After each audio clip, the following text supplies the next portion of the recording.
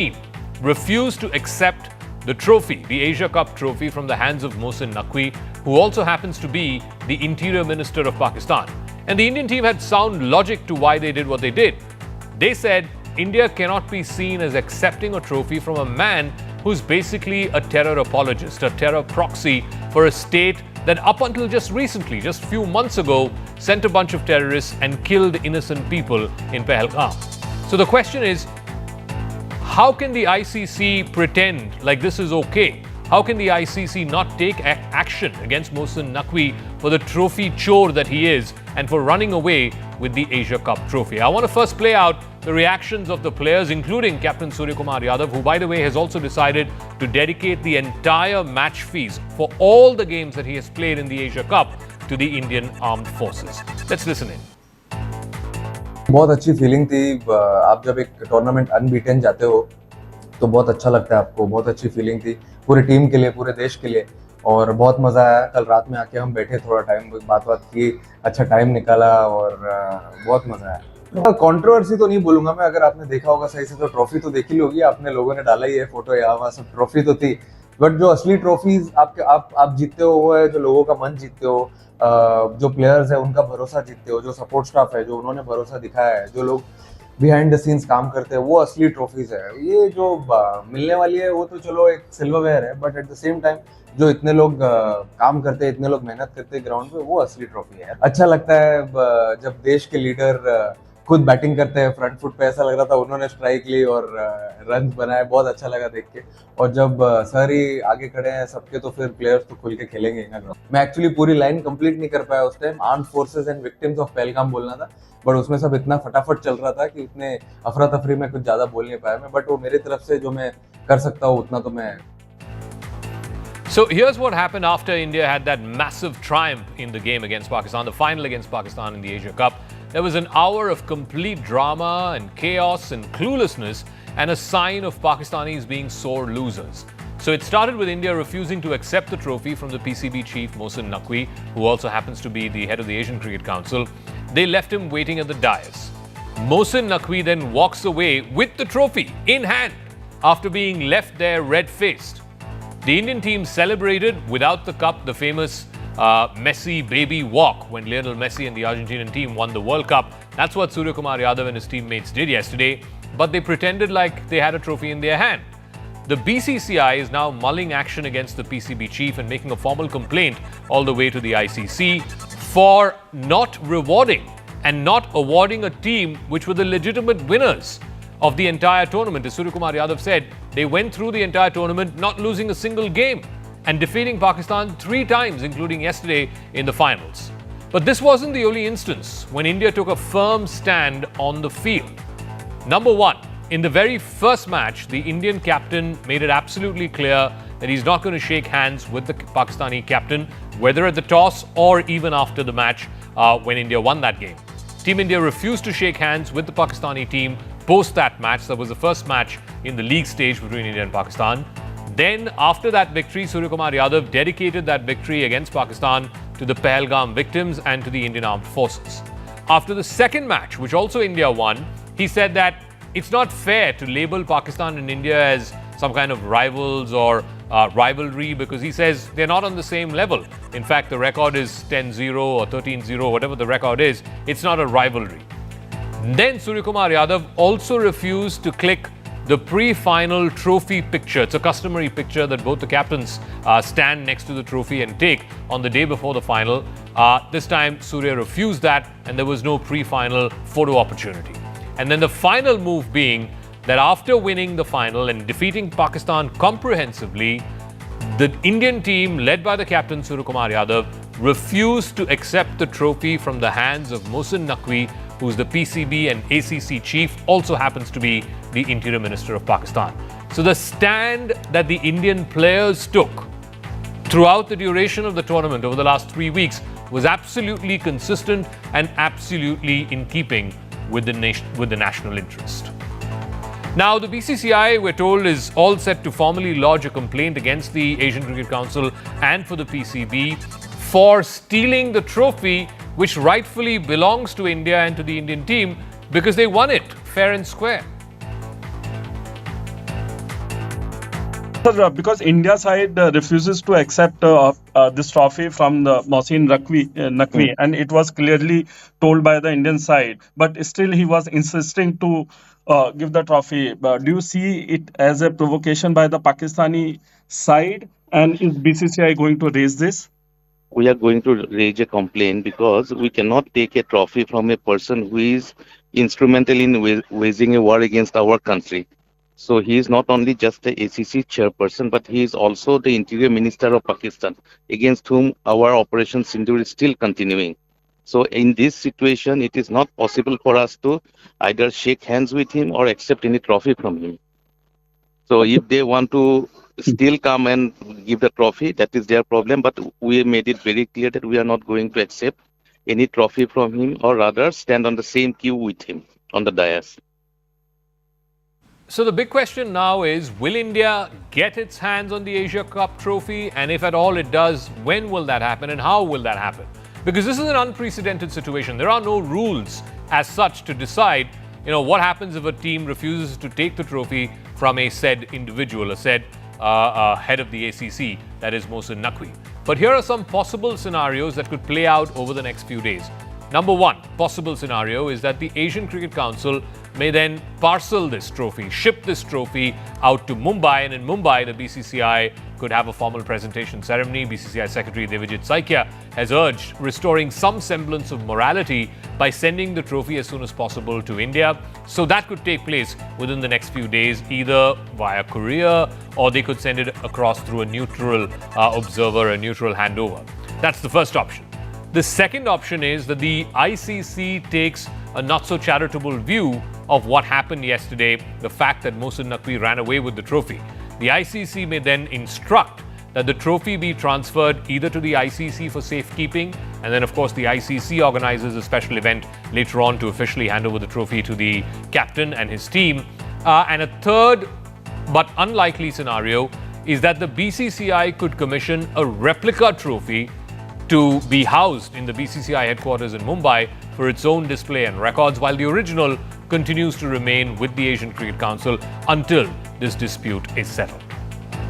So, did the team do the right thing? Is the BCCI doing the right thing? And what happens next? I mean, it's actually very petty of someone like Mohsin Naqvi to run away with the trophy, because he didn't win that trophy. It's the Indian team that played out of their skins. Particularly yesterday was a tough match. It was not an easy one. They played out of their skins. They beat Pakistan 3 times out of 3. They are the deserving champions. Why would you run away with the trophy like a trophy chore? Atul Vasan is former India cricketer. Sanjay Jha is author and political analyst, and also at one point of time used to be the famous editor of cricketnext.com here on Network 18. But let me start with you, Atul. I mean, trophy chore? What is going on? The point is, look, you got to give the team the trophy. The team is what won it. Not some bureaucrat, not some politician. Well, I think let's not just make such a hula baloo about it. And I think because if I didn't get on a mare and didn't wear the Sera, I still got married. You don't need the trophy to validate, because I'm thankful that this match was telecast live. Otherwise, they would have denied this also. So, but it's becoming the circus of absurd. And I actually, they have helped India. And I was always saying that, our 12th man is Mohsin Naqvi, because he was hovering around Pakistan team, and the poor guys didn't know what to do. And he was, and the end, when they lost, he was smiling. And I was thinking, when a man is smiling in a disaster, he's found somebody else to blame. And I think he's a joke. And, the team had to follow this rhetoric, because what can they do? Because everything is conjoined in umbilical cord. So I think the India did well. But I think India, if they retort to this rhetoric, we don't want to stoop down to their level. And I realized that if some people act to be stupid, they normally are. No, but how do we get the trophy? I mean, I've outlined three scenarios.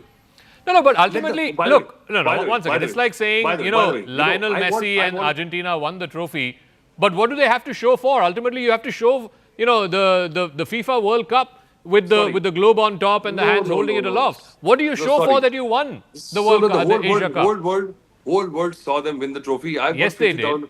Because you don't have that kind of that association, because you achieved something else along with the trophy. And I think they need the medal to make more medals, because they've not won a single war. They've got 50-70 medals. So I think they need more medals. So let them take it. No, but Sanjay Jha, do you agree with that? I mean, I'm of the view that you've got to have some kind of commemoration. You should have a ceremony where, a trophy is given to the winning captain. I mean, that's the whole point of sport. You play to win. Zaka, I think in the entire conversation, we are avoiding the elephant in the room. This sordid, ugly drama was avoidable. Why did we play cricket to begin with? If Mr. Modi, the Prime Minister of this country, says कि मेरे खून में सिंदूर दौड़ रहा है and water and blood don't mix, cricket is okay? Cricket is okay? And I'll quote to you why I think this match should have never happened. India should have not participated in the Asia Cup or chosen to lose the tournament by abandoning its match against Pakistan. Let me quote to you the families of the unfortunate victims of Pahalgam. And this is what they have told Surya Kumar Yadav and the players. It's on record, and I'm going to quote them. The tears in our eyes have not even dried yet, and they are playing the match. It is painful to even listen to people talk about it, let alone see them play. I mean, this is coming from several families. One of them has said the Indian armed forces lost their lives in Operation Sindoor. This is disrespecting them. We are upset and angry. But this government, which I think is the most shameless political party in the planet, didn't care. They didn't care. Sanjay, here's the thing. So, you're absolutely well within your right to attack the BCCI, the government, whoever political call it was to play the tournament. As far as the players are concerned, they can only go to the field and play out of their skins and defend like they have done and beat, bosses like champions on the field, which is what they did. They won all 3 times against Pakistan, and they won pretty decisively all 3 matches. And, I think they're well within their right to... No, once again, they're well within their right to say, we don't want to take the trophy from a man who we think has blood on his hands. So the ACC or whoever the organizers are better make alternate arrangements. Somebody's got to give them the trophy. Here's the truth, Zaka. Zaka, let me tell you the truth. You think that the Indian players are not aware that at the end of the day, Mohsin Naqvi would have given them the trophy? They should have been aware. I mean, the BCCI or Mr. Jay Shah should have made them aware even before the tournament started that this is the protocol and the process that is followed.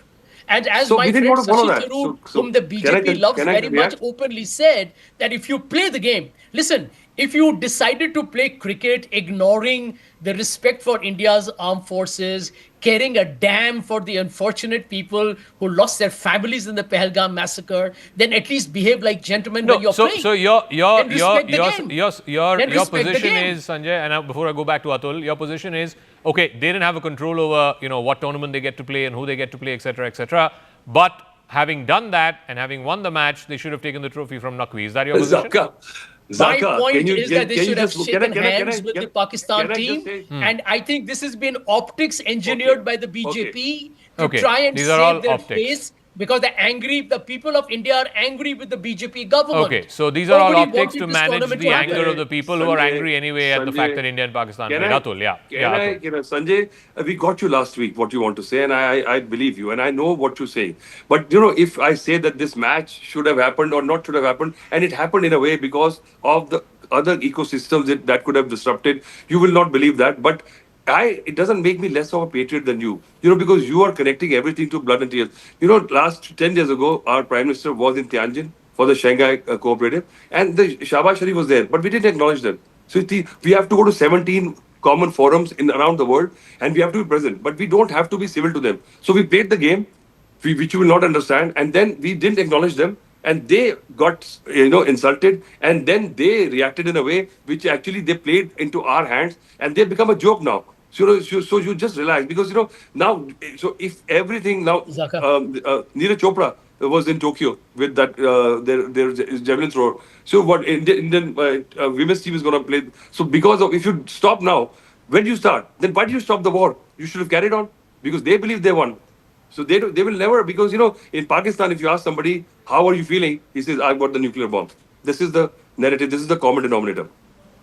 No, but Atul, the point is, okay, Sanjay may be right. We shouldn't have started playing in the first place. Maybe we should not have played this tournament at all. But he is saying that all of this drama about the players not shaking hands, the players, refusing to take the... That's the word he used. That's the word he used. He says all of this has been orchestrated by the BJP to manage not really. the anger of the public. No, it's not the anger of the public because because we went there, we had to go through this chemotherapy for larger good for many things because we don't want to disrupt the ecosystem. Sanjay is going to sit here, going to make his living. The 70,000 lives he'll disrupt the ecosystem by just not playing the game. Life moves on, and I think he's placated by just playing the game. But we went there, we disregarded them, and we did a job. Okay. We won or lost. So Sanjay, doesn't we matter. needed this collective national catharsis. That's Atul's position. We needed this collective national catharsis by beating the Pakistanis 3 times in 3 weeks, No, not including really. last night. That's we could that- have lost also. Yeah, That is Yeah, we could have lost, but we won. We won. No, let Besides the me point. answer Atul. Atul, let me answer you.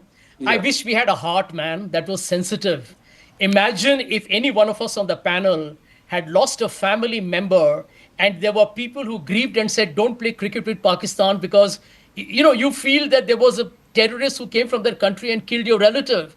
And here Okay. you're playing cricket and celebrating it. Now, let me make the Okay. second point. There was an official yesterday who justified saying that we don't want this trophy from the ACC president. And the Yes. logic he gave was India is fighting a war with Pakistan. I think as Yes, a yes. citizen of this country, I want to Yeah. ask, you're fighting a war with Pakistan and you're playing cricket by the side, making money for Pakistan. I mean, Not what right. kind of logic is this? Okay. I mean, okay, the let me answer players this. have become a I me believe answer pawn in a 100 political crore game. rupees. I think, I believe. Surya Kumar I'm Yadav told. is a I'm told. helpless, innocuous Atul, that political- 100 Sanjay, crore rupees is what the Sanjay, PCB Sanjay, pockets from please, don't from the forget. revenues of the Asia I'm Cup. asking, Yeah, exactly. I'm just addressing this rhetoric just of made Sanjay. Pakistan so how richer. far? Let me finish. How far do you go back? I won because I lost family in the partition. So I should have started from there. You can go back to the Christ. So when have you started this vendetta, this line in the sand? First of all. Second of all, I think we knew that Mohsin Naqvi was there. We decided we'll not take the trophy from him. This guy made a joke of himself. He was hell bent on getting more egg on his face, and he left it because every day came to the match 1 hour late. They don't care. The captain threw the check away, but they're still going to encash it.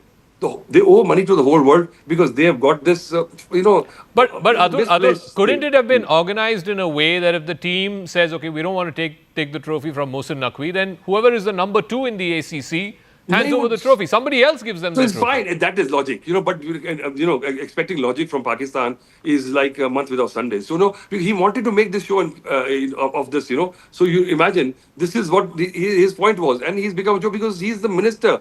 And this whole Okay. PCB run by the army and everything umbilical cord, and he was there Sanjay. and was just hovering. So I think they have actually helped us to just ostracize them globally. Sanjay, final word, yeah. Yeah. Zaka, once upon a time, cricket used to be one platform where even if the two countries were in a military tension or diplomatic standoffs, it was a place where there was a thaw. Under Mr. Modi's government, even that is destroyed. And by the way, why indulge in this tokenism about my match fees? They let the entire cricket team give away the entire 21 crores, give it to the families who lost their lives in the Pahalgam massacre. And by the way, an important point that I wish to make, that Surya Kumar Yadav did shake hands, right, with Mr. Naqvi off camera in the internal confabulations that No, happened. no, he What didn't. what kind of hypocrisy are we demonstrating? It's out there. I've seen it on social media. It's all there in the Sanjay, open. So what let the kind person- of brazen, two-faced I got it. politics are we playing and using players? Okay. Why So do why you stop want at to 21 use Surya crores? Kumar Yadav as your political So- pawn on the chessboard? No, It's please. So unfortunate. let's start It's disgusting. ourselves. Let the person who knows sin throw the first stone. Why stop at 21 crore? Why don't we, you and me, give all our earnings tomorrow? Does it solve the matter? No. So I think that the matter you are actually confusing the matter where it was, and I think the point is that Indian team had to do this. They did a job, came back, and yes, I fear also that by saying all this, we have just indulged them. And we've gone down to their level, which we shouldn't have. Okay, all right. We'll leave it at that. Thank you very much, Sanjay Jha, Atul Vasan. We'll see how this further plays out. We just hope that they can get the trophy to our players and the rightful winners of the Asia Cup. That Surya Kumar Yadav and his team are presented that in a solemn ceremony, in a ceremony which has grace and which has everything that is worthy of all the hard work that eventually paid off in the results. It's an undefeated team. That track record is impeccable throughout the Asia Cup. I want to move on to something that's not quite impeccable. Tragedy struck this past weekend during actor-turned-politician Vijay's rally in Karur in Tamil Nadu. The crowd frenzy to see the popular actor up close left 41 people dead, and that includes 10 children and around 100 others injured. The aftermath of the tragedy saw chaos, confusion, multiple heartbreaks, with families of those who perished and those who were injured in the stampede rushing to various hospitals, some of them holding on to the lifeless bodies of kids. Some of them were desperate for help. And the unkindest cut of all, Vijay, who was the protagonist, who was the main person, the hero for whom all of these crowds turned up, he left the venue. He did not even issue a statement. He did not go to the hospital. He took a private chartered flight out of Trichy back to his residence in Chennai. And it's been 48 hours now. It's been 48 hours now since that stampede. Politicians, right from the Chief Minister, Deputy Chief Minister, Leader of the Opposition, BJP leaders, central ministers, everyone, MPs, MLAs, everyone has made a beeline to Karur to meet with the families of the victims. One man has not. And that one man is Vijay. Now, there's a fierce face-off that is underway between the TVK, which is Vijay's party, and the ruling DMK. The TVK has filed an affidavit in the Madras High Court where it has alleged that the ruling government was giving them what they call unfit venues for their rallies, while at the same time giving much larger venues for the DMK's rallies. The state, on the other hand, claims that the nod was given only for 10,000 people because the organizers were asked, how many people do you expect to turn up? And they said 10,000, but eventually a crowd close to 30,000 turned up instead. The TVK in this petition, in this affidavit in the Madras High Court, has claimed that repeated power cuts was the reason that led to the chaos. The Tamil Nadu Electricity Board has confirmed that there was no power cut at the time of this rally. The lights were dimmed because there was a generator issue. It had nothing to do with the electricity board or with the electricity connection there. The Tamil Nadu Electricity Board has also claimed that the TVK's office bearers wanted the lights out during Vijay's rally, but that request was denied. The DMK has also blamed the delay in Vijay's arrival for the stampede. Apparently, he had asked for time sometime in the forenoon session of the day, but eventually he turned up around 6-7 o'clock in the evening. The TVK says there were empty ambulances that were deliberately brought in to trigger panic, and in its affidavit, the TVK also claims that this was sabotage and the stampede was orchestrated by the ruling party, to which the Chief Minister has said that any life lost is that of a Tamilian, irrespective of which party that person belongs to or which party that person supported, and that fake news must not be spread. கரூரில் நடந்தது பெருந்துயரம், கொடுந்துயரம், இதுவரை நடக்காத துயரம், இனி நடக்கக்கூடாத துயரம். மருத்துவமனைக்கு நான் நேரில் போய் பார்த்த காட்சிகள் இன்னும் என் கண்ணை விட்டு அகலலை. கனத்த மனநிலையிலையும் துயரத்திலையும் தான் இன்னும் இருக்கேன். சோஷியல் மீடியாவில் சிலர் பரப்புற வதந்திகளையும் பொய் செய்திகளையும் பார்த்துட்டு தான் இருக்கேன். எந்த ஒரு அரசியல் கட்சி தலைவரும் தன்னோட தொண்டர்களும் அப்பாவி பொதுமக்களும் இறக்கிறத எப்பொழுதும் விரும்ப மாட்டாங்க. இந்த சம்பவத்தில் உயிரிழந்தவங்க எந்த கட்சி சார்ந்தவங்களாக இருந்தாலும் என்னை பொறுத்த வரைக்கும் அவங்க நம்மளோட தமிழ் உறவுகள். All right, I want to go across to a face-off. Selam Dharanidharan is spokesperson of the DMK. Ranjana Nachiyar is a leader of the TVK. Ms. Nachiyar, let me start with you first. It's been over 48 hours. Where is your leader, Mr. Vijay, and why has he not shown up at the hospital in Karur? Why has he not shown up for the families who've lost their loved ones, who their loved ones are injured? Why is he still in Chennai in his house? Why does he not care for these people who died at a rally where they came to see him? The question itself is wrong, sir. Actually, he doesn't want to. He's not vanishing somewhere, and he's not going and hiding somewhere inside the house and all. He actually wanted to meet the people. He actually wanted to go and console them. Yeah, he wants to show his love and care for the family who lost their lives. People who have come there, in one eye they have carried the love, and in the other they carried the hope and trust for Vijay. Actually, the first mistake is our mistake. That is, we have underestimated the love for Vijay that people had on him. We have expected 10,000, and the unexpected crowd, 27,000 to 30,000 have come. But the mistake, the crowd management is very important. That it is in the hands of the police, the state machineries. They should have handled. Ma'am, all of that I'll ask Dharani. Where is your leader? Why has he not shown up? I mean, a politician's singular responsibility is to be there for the people when the people need him the most. And your leader has gone missing in action. No, he's not missing anywhere. He will definitely. We have demanded permission for visiting Karur hospital. Go meet the people who are in the hospital. The permission is yet to be given. Permission from who? Who needs to give you permission? From the government. Our leader is a person who has a stardom quality. He cannot go just like an MP, just like a central minister. He cannot go because Madam, of the stardom. the chief minister has gone, the deputy chief minister has gone, the leader of the opposition, former chief minister has gone, central ministers have gone, MPs have gone, MLAs have gone. None of them require permission. Only your leader requires permission. Permission for only when our leader Vijay, if he goes to meet the people in a crowd, there is a tragic things happening. The people who wanted to meet him, see, now people are seeing a person, political leader through the lens of a stardom. Okay, that is the main problem of the people. Oh, so it's the people's fault that they indulged in a stampede and some of them died. It is also the people's mistake because every crowd, I can't believe what I'm hearing. You are blaming the people for what happened in Karur. No, sir. We have instructed through a notice that you should not bring children, women, or elderly people. Please stay and watch over the phone. Everybody has a smartphone. Please watch through the smartphones and other things. Only people who. Dharani, please respond. I didn't get a satisfactory answer for why Mr. Vijay has not turned up at the hospital. But the last part of what Ms. Ranjana said, that it's the people who are responsible for the stampede. See, Zaka, I do not want to do politics. So I also know Vijay did not intend, right? But the whole problem is the lack of experience. The intent may wanted to do a rally, but the lack of experience, they did not know how to organize the rally.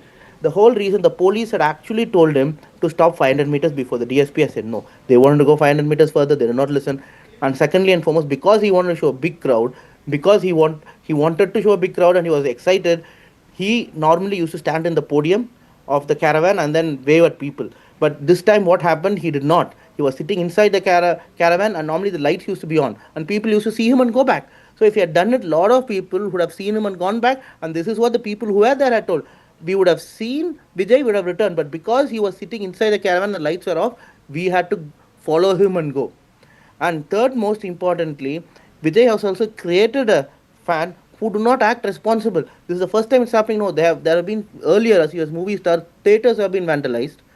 In the first rally in Vikravandi, 450 people fainted. It has been told by a journalist in Tamil news channel today. He's through a confidential TVK source. And then previous rally, right? Someone was electrocuted. Even then, the TVK did not issue a statement until and unless the DMK spokesman mentioned it in the debate that why have we not issued condolence or not visited them. And more importantly, during the Tiruchi rally, if Vijay had taken 2-3 minutes to come out, what would have happened? They would have gone inside the Tiruchi International Airport. He just came back because the crowd, even the CISF could not control the crowd. So but Dharani, tell me, the responsibility of managing crowds also falls on the police. Why did the police not control this? I mean, surely the police is not expecting a political party to tell them, how many people do you expect to turn up and then leave it at that and only prepare for that much. It's the police's responsibility. They have local intelligence units. They have crowd control measures. Why did they not act to control the crowds? Clearly, whoever is the ACP in charge there or whoever is the cop in charge there will know that instead of 10,000 people, 30,000 people are turning up.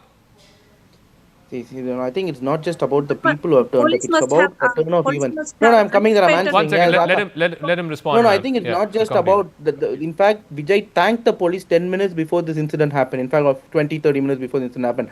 Another major factor is many of the stampede resultant people fainting and nauseating. Why? Because you're supposed to come at 8:45 in Namakkal and supposed to go at 1 p.m. in Karur. But then he went to Namakkal at 2 o'clock, Karur at 7 o'clock. And even in Namakkal, 37 people fainted and had to be taken to the hospital. An ambulance driver was attacked. Why? They thought the ambulance driver was going without reason. But no, people were fainting and that's why ambulance had to be sent. 37 people fainted in Namakkal and were admitted in the hospital. So it's not a joke, right? He came late. And then what happened when people are dehydrated and they're fainting? He started throwing 6 water bottles. And man of such stardom, to get water bottle from him, it's like Prasad for his fans. So people were congregating together, and that resulted in the stampede. Okay. Why was there was sometimes the electricity fluctuation? Because they were climbing the Miss Nachyar, electricity poles. the problem is ultimately And one this more is point, going to Zaka, be one more held. point, One last second, point, Dharani, Zaka, last point. one second. The last question. This is Let me going to complete. be You can held answer the same. against. This is going to be held against your leader because ultimately this did not happen in a DMK rally. This did not happen in an ADMK rally. In fact, I believe EPS had a rally just a few days ago there in the same place, in the same venue. None of this happened because they all ultimately have cadre who know how to manage the crowds. And, I think the unkindest thing that your leader did is not to show up at the hospital. There is simply no excuse for it. It's inexcusable. It's inhumane. This is entirely a conspiracy by DMK. This tragedy happened because of the conspiracy created by DMK. There are many suspicious over suspicious, lot of ambulances coming in between the campaign of our leader Vijay. Many suspicious things happened. So we demand independent CBI probe. So only when after the CBI inquiry, we will come to know what happened inside the crowd. So is your leader going to wait for the CBI inquiry before he meets the families? No. We have already asked for the permission tomorrow to meet the people there. I believe the court has shifted this matter to Friday. So your leader is going to wait till Friday after all the dead people have been cremated and then go and meet the families. Once the permission is granted, the police have to ensure the safety of the leader and the people over there. Again, there should not be a crowd, and again there should. But ma'am, this is the same police that you are blaming for what happened in Karur. How do you trust if the court orders that police have to give protection to your leader? How do you trust the same police? Huh? The police machineries, they have failed to give the protocol. So they have failed. Exactly what I'm asking you. That same police, how will you now trust if the court orders the same police to give protection to your leader when he goes to meet the people in hospital? Because it is their duty. We trust again and again the police because it is their duty to do. We request them to do much more efficiently. Okay, much more, last word, yeah. See, sir. No, let me speak. See, anyone can come to politics. I have no problem with it. Everyone is welcome. But you know what is the most important quality in politics? You could be educated, not educated. But point is, one should have accountability. The moment this incident happened, to blame it as conspiracy and just not go and visit the victims is completely unacceptable. Then imagine the kind of governance he or she is going to give. And if Vijay can't go, fine. What happened to the second-rank leaders? At 8:30, DMK ministers were there. Right, 8 ministers were there. So Busi Anand or the other TVK leaders, deputy secretary, deputy general secretary of the TVK, other leaders could have gone and offered relief measures. Completely not giving even a press meet. Has anyone given press meet from TVK on this apart from the first this lady coming and attending debate? None. Just gone absent for 2 days. This is how politics works. My chief minister was there at 2 a.m. Politics is a full-time job, and more importantly, every party is doing rally in Tamil Nadu. CM and Prime Minister himself has come for rallies. DMK has hosted conference of 5 lakh people. ADMK has hosted conference of 2.5 lakh people.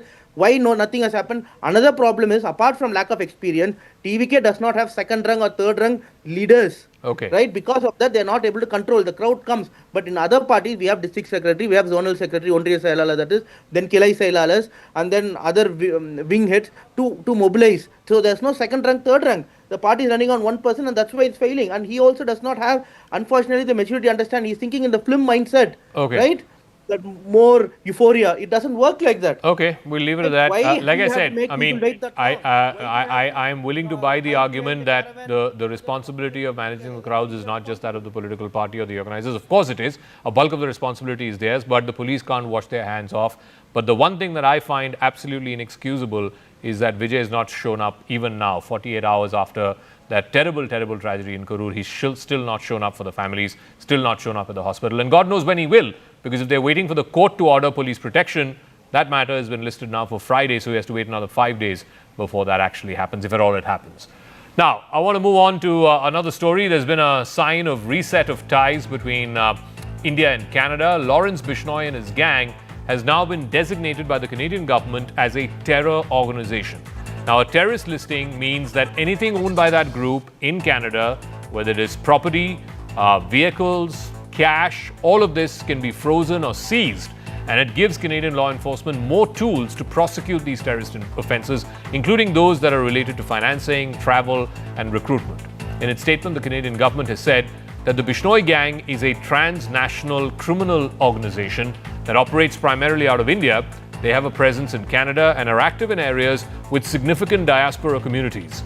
The Bishnoi gang engages in murder, shootings, and arson and generates terror through extortion and intimidation. Listing the Bishnoi gang will help the Canadian security, intelligence, and law enforcement agencies in combating the crimes undertaken by this group and also making some communities safer.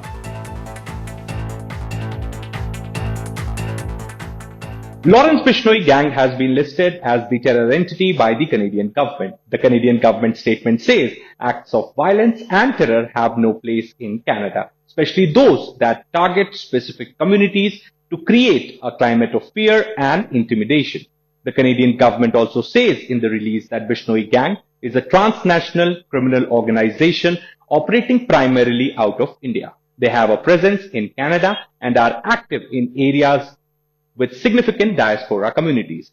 Now, anything owned by that group in Canada, property, vehicles, money, can be frozen or seized and given Canadian government more tools to prosecute terrorist offences. Lawmakers in Canada from a very long time have been demanding strict action against Lawrence Bishnoi's gang. But question here arises, there is always a difference between a transnational gang and a terror entity. But it looks like Canadian government has put this group in a terror list, and to mention India in the release is mainly to appease anti-India Khalistani groups who are not liking India-Canada relations heading back to normalcy. Both India and Canada have advanced cooperation in dealing with the transnational gangs. In fact, last week, NSAs of both countries met in the national capital.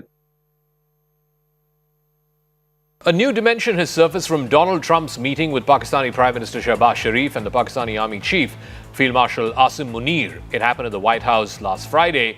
A picture of Asim Munir pointing at an open wooden box which contained rare earth minerals, and he was sort of explaining that to Trump. That picture has now gone viral. Pakistan sees these rare earth minerals as a way out of its bankruptcy. Remember, it's on the 7th bailout by the IMF and the World Bank. But they could be getting a lifeline from the Trump administration. Will this reworking of the US-Pakistan relationship? Remember, Shehbaz Sharif is the first Pakistan Prime Minister to get an audience in the White House after 6 long years. The last Prime Minister who went there was Imran Khan way back in 2019. For the last 6 years, no one in the position of Pakistan Prime Minister has got an invitation from the White House. Could this changing dynamic between Washington and Islamabad, top of which is the rare earths mineral deal, will that necessarily change the security architecture and the balance of power for India? I dig a little deeper. In fact, we have a great leader coming. We have the Prime Minister of Pakistan coming and the Field Marshal. Pakistan Field Marshal is a very great guy, and so is the Prime Minister, both. And they're coming, and they may be in this room right now. I don't know, because we're late.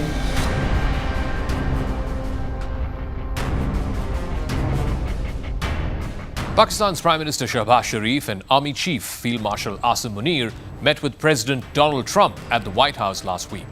The meeting covered bilateral ties, investments, regional security, including the recent Saudi-Pakistan military deal. It appeared aimed at resetting US-Pakistan ties. Shehbaz Sharif is the first Pakistani Prime Minister to be invited to the White House since Imran Khan more than 6 years ago. Pakistan's leaders pressed for American investment across mining, energy, agriculture, and deep tech. They've made a pitch for Pakistan's mineral wealth as an attraction for American firms. Shehbaz Sharif even explicitly called for American companies to invest more in Pakistan's rare earths segment. Alongside political topics, whether it was the situation in Gaza, regional stability, particularly after the recent Israeli attack on Doha, and the Saudi-Pakistan deal, Pakistan also underlined its reservoir of critical minerals. Now, many are seeing this as a lever for closer economic cooperation between Islamabad and Washington. Back in April, there was some media reporting, particularly in the Pakistani media, that an American metals firm had signed a $500 million investment deal with Pakistan to develop rare earth minerals projects. The meeting and the display of some of these rare earth samples by General Munir to President Trump appear connected to that push that happened a few months ago. Photographs that were released by the White House show Asim Munir pointing to an open wooden box with samples of minerals or rare earths to President Trump. They list things like lithium, tungsten, copper as among samples that were shown in that video. The image of Trump staring at that box has been widely shared on social media. Now, here's why this is important. It presents rather novel optics. Heads of state, usually ceremonial items are gifted, but in this instance, a neat little box of rocks presented by a sitting army chief is visually striking. It's also very meme-friendly. There's also a strategic subtext. Rare earths are critical to making semiconductor chips, defense technology, and green energy. Any signal that Pakistan can supply these rare earths to America touches a hot-button global topic. China currently dominates many of the rare earth supply chains, with more than 90% of the world's rare earth processing happening in China. That is why the image of Munir showing these rocks to Trump is seen more than just as a photo opportunity. It's being read as geopolitical bargaining. Rare earths and lithium are essential for weapons, semiconductors, electric vehicles and batteries, and other high-tech. The US is intent on reducing its reliance on Chinese-controlled supply chains. It also wants to develop alternate sources which are both politically and economically viable. Pakistan, in the midst of this, is pitching itself, and that could translate into American investment, technology transfers, and a much stronger security cooperation with America. Pakistan has been in the doghouse ever since US Navy SEALs team took out Osama bin Laden, the founder and the main leader of Al-Qaeda, way back in 2012. And now, this is Munir and Shahbaz Sharif's way of getting back into Washington's good books. But the rare earths deal was not the only one on the menu at the White House. Pakistan also recently signed a defense and military cooperation agreement with Saudi Arabia. Analysts warn that this deepens Saudi Arabia's security role in Pakistan, and it could revive an older patron and client state relationship between Riyadh and Islamabad. What this also means is there are repercussions for India, which has been watching on the sidelines quite warily about these increasing Saudi-Pakistan military ties, because it tips and changes the regional security balance. But Pakistan is also courting its old partners and friends. China, for long, has been Pakistan's primary strategic partner, whether it's military arms sales, whether it is the China-Pakistan Economic Corridor, in which China has spent more than $50 billion.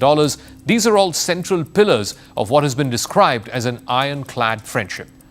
During the Operation Sindoor, the war over 4 days that happened back in May between India and Pakistan, when that war flared up, Indian military analysts, many of them flagged Chinese political and military support, including the fact that 80% of Islamabad's weapons today come from China. That relationship between Beijing and Islamabad has not evaporated, and it's not going away anytime soon. So taken together, Pakistan courting America, this display of bonhomie, and the rare earths, rocks that was shown by Munir to Trump, and then there is deepening ties with Saudi Arabia and its continuing closeness to China, it raises genuine security concerns in New Delhi.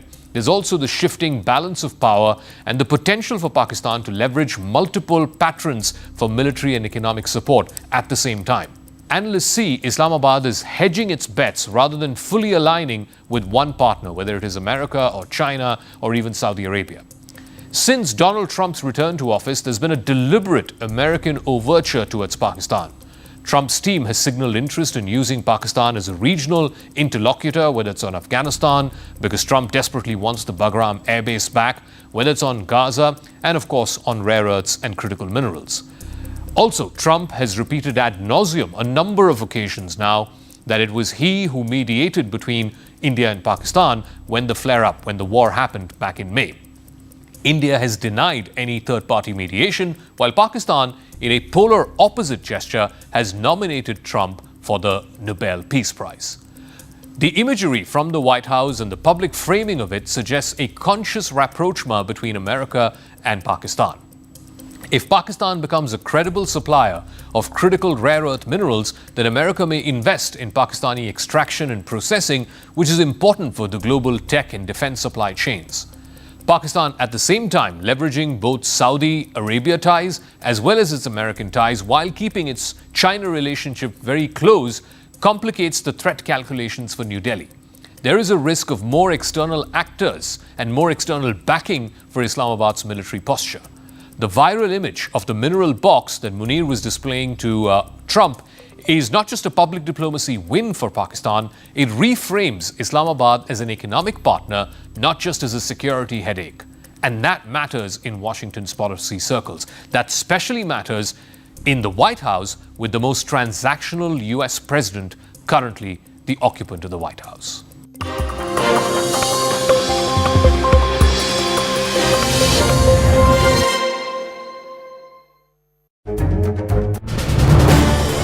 This is News 18 Network.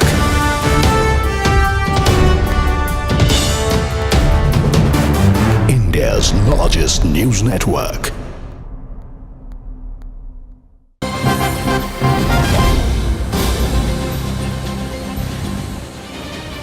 And news just coming in, Saurabh Bhardwaj, the Aam Aadmi Party leader and former minister here in Delhi, has defended his earlier remarks. Now, after Surya Kumar Yadav announced that he is going to donate his match fees to the victims of Pahalgam attack, Saurabh Bhardwaj says in a controversial statement that the amount is too less. इससे ज़्यादा तो लोग चंदा में दे देते हैं, is what Saurabh Bhardwaj said. He also went on to question that if donating match fees to victims of terror is the benchmark, should Israel and Gaza then play each other? Let's listen in to that comment.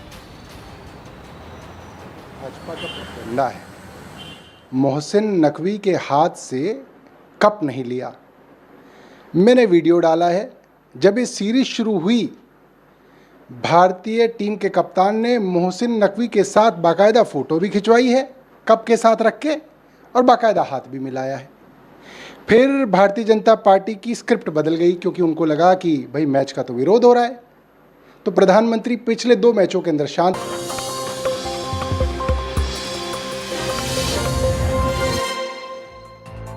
And that's not the only Trump story that we're tracking. In fact, right now, even as we speak, US President Donald Trump is sitting down with Israeli Prime Minister Benjamin Netanyahu at the White House. This is the 4th time the two of them have met in the last 7 or 8 months that Trump has come back to office for a second term. And we're getting word that a peace plan to finally end the war in Gaza, which is approaching 2 years now, that peace plan is likely to be discussed and finalized. Trump is optimistic that he can reach an agreement, but Netanyahu is skeptical.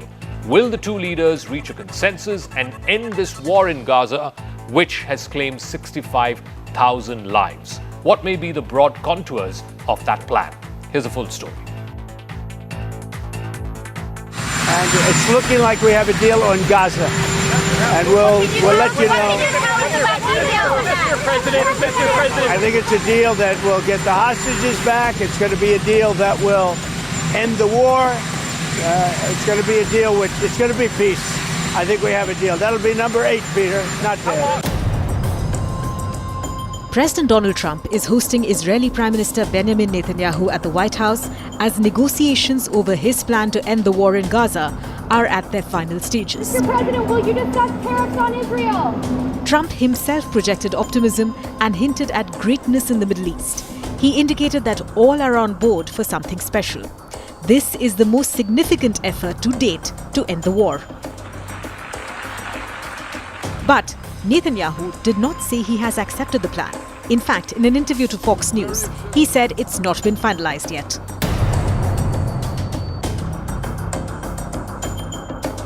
Trump presented his 21-point plan to leaders and officials from the Arab and Muslim countries last week. Get the hostages back and get the war over and get back to life. The plan was drafted by the president's Middle East envoy Steve Witkoff and son-in-law Jared Kushner. It's essentially a combination of several proposals discussed over the last year by the US, Israel and other countries. The main principles of the deal are the release of all remaining hostages within 48 hours of a ceasefire, gradual Israeli withdrawal from all of the Gaza Strip and a permanent ceasefire, Israel's release of around 250 Palestinian prisoners serving life sentences for killing Israelis, and around 2,000 Palestinians who have been detained in Gaza since October 7. A post-war plan that includes a governing mechanism in Gaza without Hamas.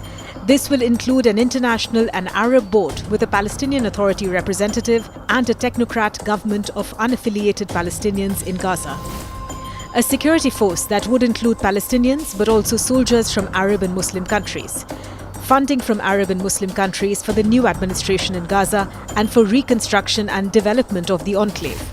a process of disarming Hamas and demilitarizing Gaza, which includes destroying all remaining heavy weapons and tunnels. Amnesty for Hamas members who disavow violence and want to stay in Gaza, and safe passage out of the enclave for Hamas members who don't commit to non-violence. No annexation of the West Bank by Israel and no annexation or occupation of parts of Gaza. An Israeli commitment to not attack Qatar again in the future. A future credible path for Palestinian statehood after the Palestinian Authority undergoes significant reforms. So we have a great Washington. Trump also said his plan aims at more than just ending the war in Gaza. He said the goal is to resume a wider push for peace in the region.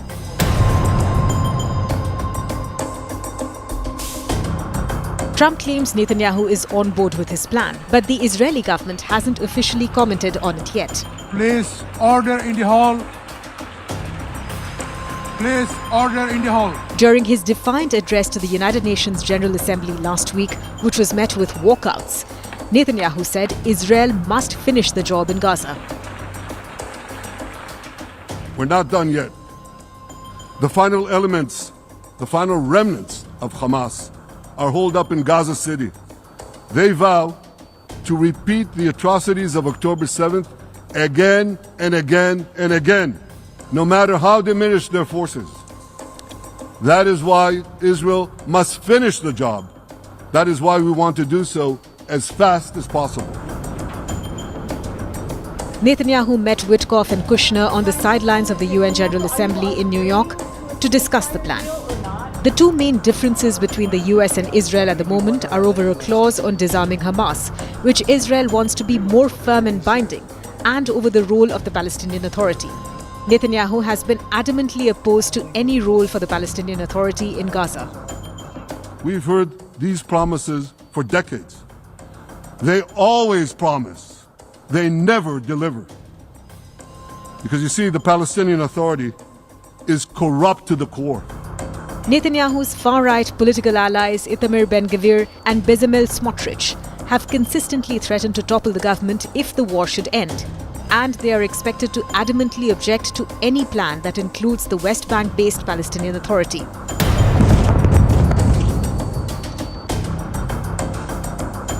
Hamas said it has not yet received any new proposals from the Qatari and Egyptian mediators, and stressed that negotiations have been suspended since the failed assassination attempt on its leaders in Doha 3 weeks ago. US officials said Qatar and other Arab Muslim countries have been in touch with Hamas in recent days to brief the group's leaders on the talks. The officials said the Arab countries told the US they think Hamas will be ready to agree to the proposal.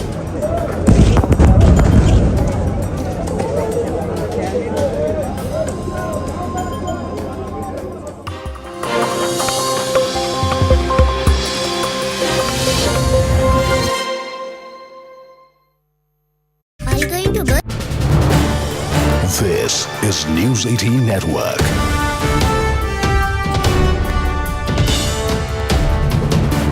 India's largest news network.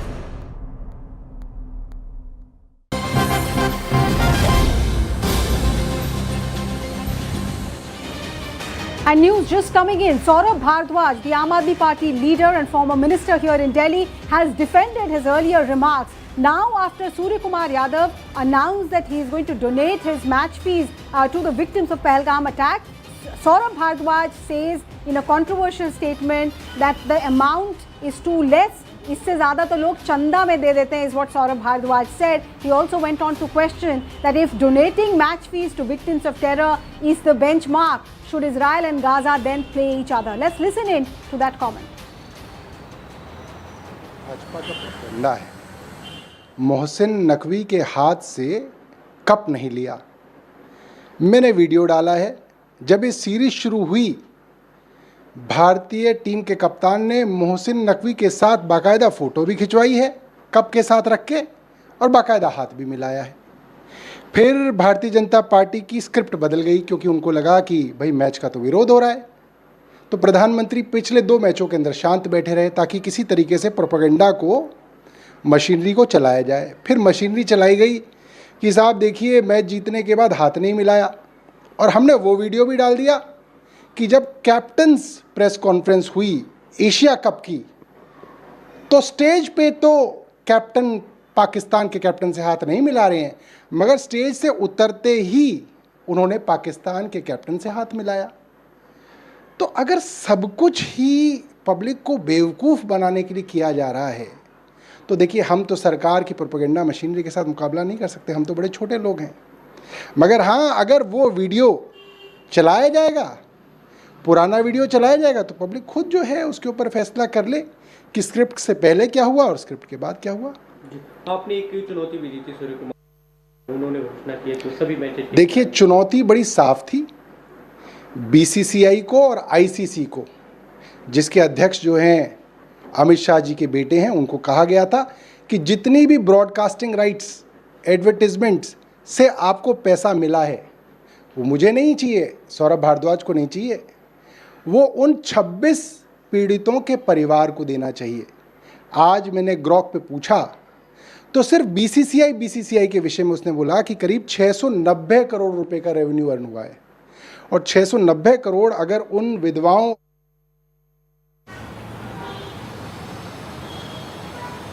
So you heard Saurabh Bhardwaj, the Aam Aadmi Party leader, giving a defense of his earlier statement, but many would call the comparison with Chanda or donation controversial. We're joined by Shahzad Poonawala of Bharatiya Janata Party. Shahzad, first reaction to what Saurabh Bhardwaj said. This is shamelessness pro max. Mr. Saurabh Bhardwaj firstly made classist, casteist and very objectionable comments at Surya Kumar Yadav ji. The way he said, "Teri औकात है तो तू दे दे पैसा इनको." And when Sky has made such a big gesture and he has donated all and dedicated his earnings to the Indian Armed Forces, this shameless party and this shameless man who had questioned surgical strike, who had questioned Balakot airstrike, who mocked Operation Sindoor, has the gumption to come and do this. Look, for hating Modi, they hate Indian cricket team and they hate Indian Armed Forces. And today I asked Kejriwal and I asked Bhagwant Manji, do you stand with the insult of Surya Kumar Yadav? I asked Akhilesh Yadav ji. I asked Tejaswi